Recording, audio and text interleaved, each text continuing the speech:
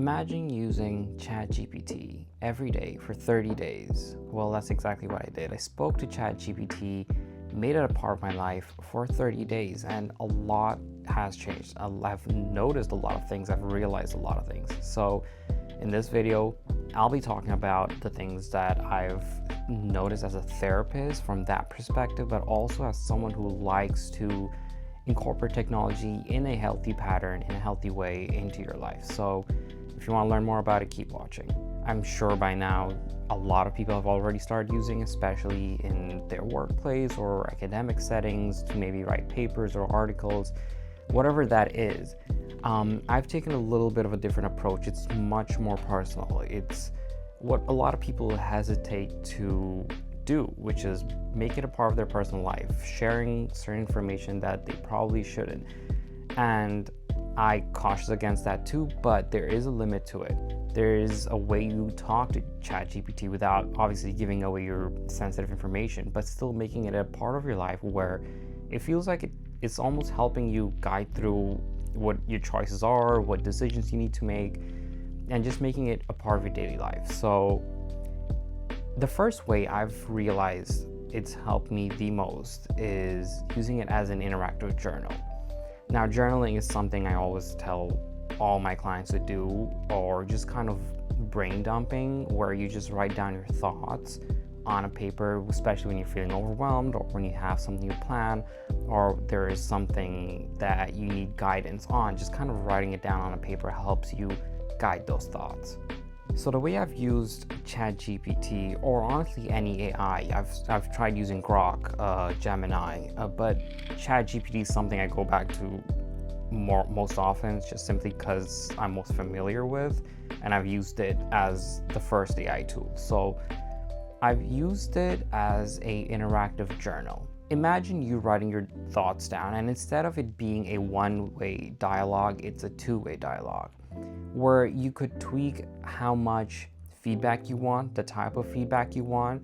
If you want someone to call you out on your shortcomings and all of that, it's the best place to be writing down your thoughts. And I don't directly go to ChatGPT to write that down. I write it down in a separate app like Notion or any notes app, honestly, and then copy pasting that over to ChatGPT and then getting feedback from there.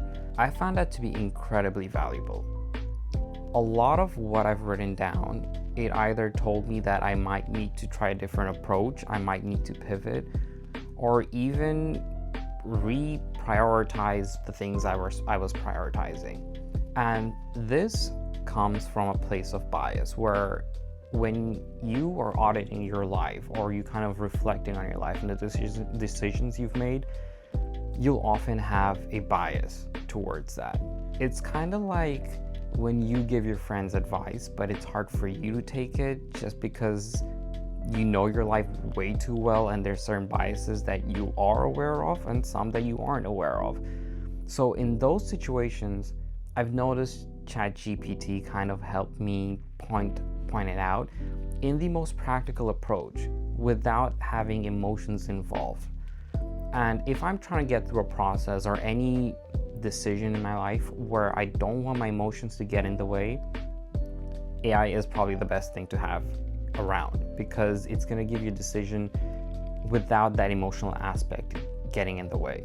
And I'm not saying emotions are bad. I'm just saying approach the challenge from a practical point of view first.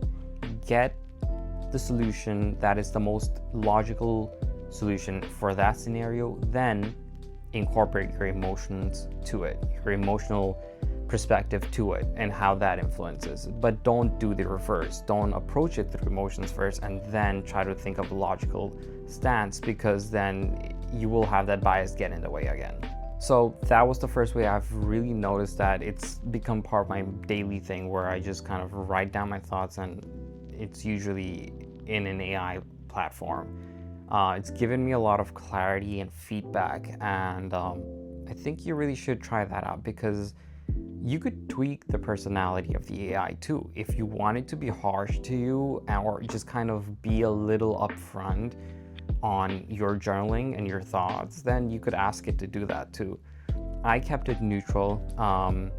I'll put in the prompt below of what exactly I asked it to do when I started making it as a part of my journaling or interactive journaling process. The second thing I did that I kind of got into more about the second week of using it, just based on how I was using it and the type of questions I was asking, is I started assigning roles to each conversation in ChatGPT.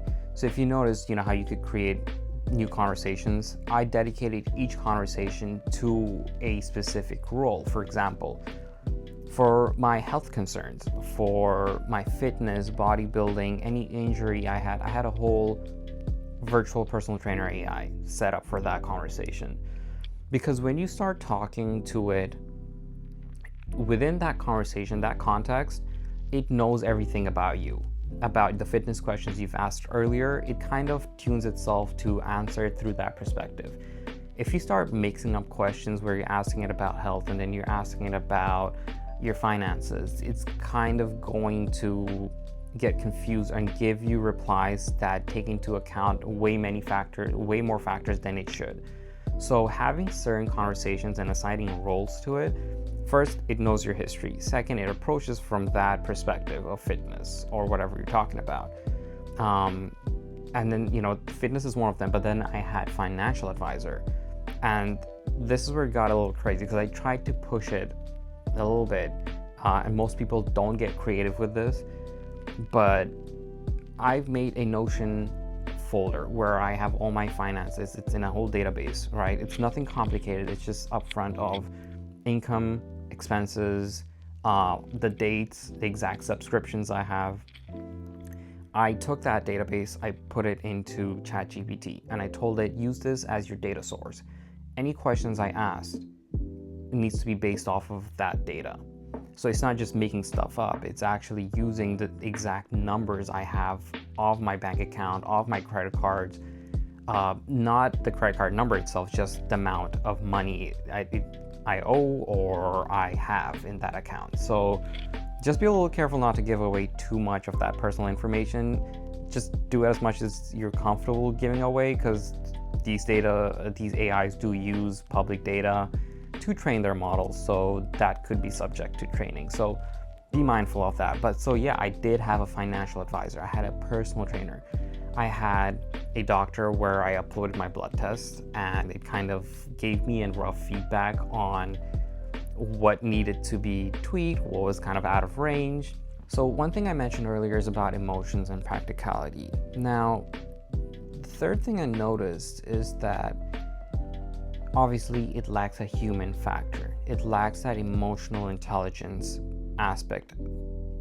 Sure, it can be your therapist if you ask it to specifically be your therapist and be emotionally sensitive to you. But when it approached problems, say, give me a plan to pay off debt, or give me a routine where I could kind of find many different income streams and kind of optimize that, it just didn't take into account if I would burn out. It didn't take into account actually how practical it would be as a person to do a lot of these things, and just some of the emotional aspects, such as context switching between one task and another, it didn't take into account. Something that, say, a traditional person or therapist would probably take into account, thinking of, all right, burnout is a real thing. ChatGPT didn't really take into account of that.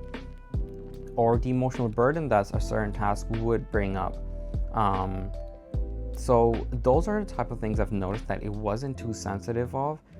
But if I were to re-prompt or start a new conversation with, say, a role of a life coach, I would definitely have that be sensitive to emotional intelligence, or just be more mindful of human emotions as you give me tips and techniques.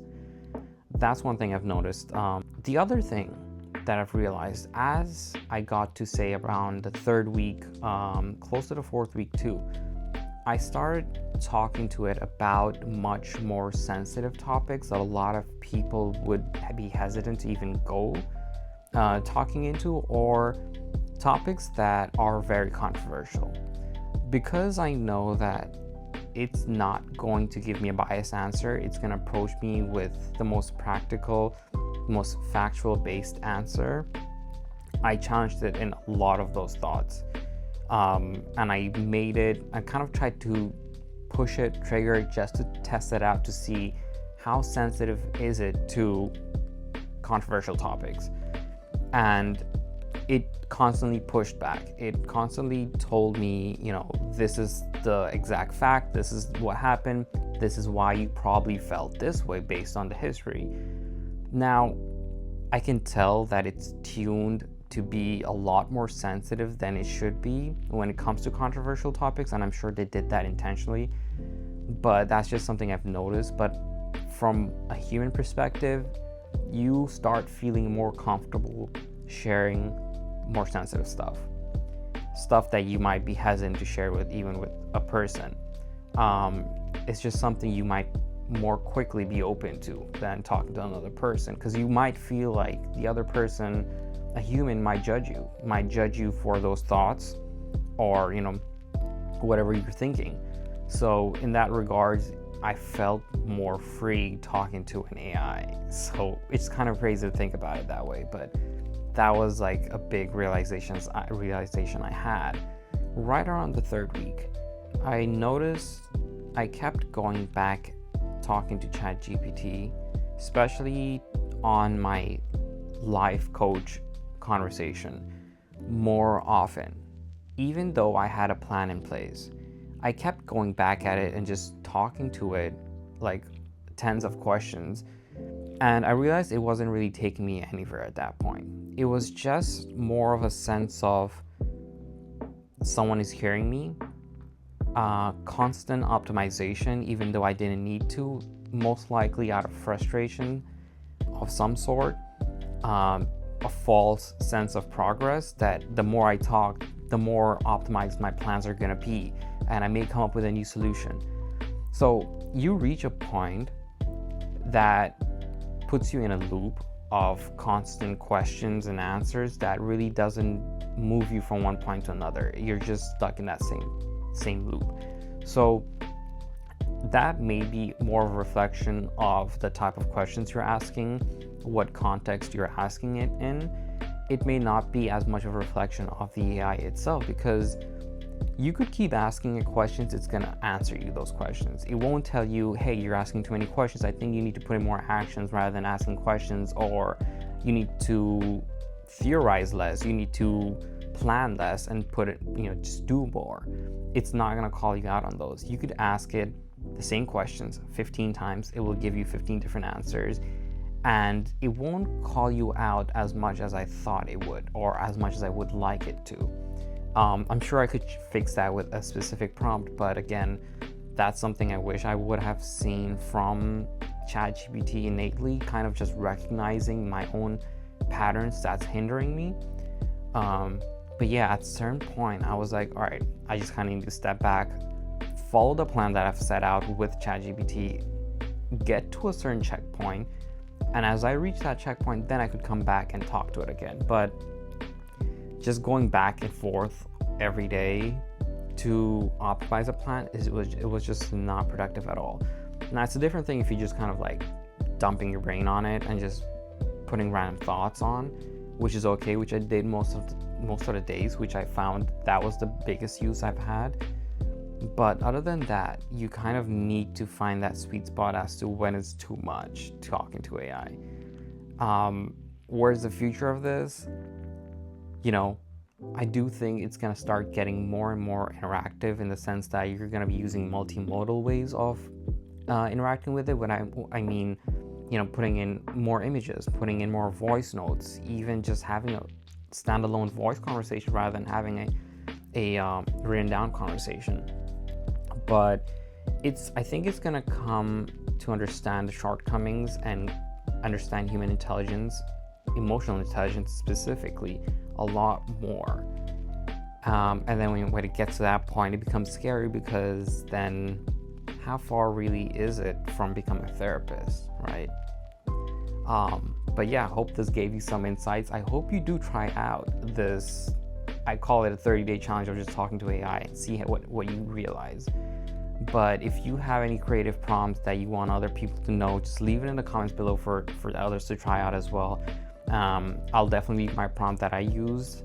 I think you'll find it helpful, and it just gives you an unfair advantage having it as your day-to-day mentor, life coach, advisor, call it whatever. But yeah, I hope you enjoyed this video. Catch me on the next one. Peace.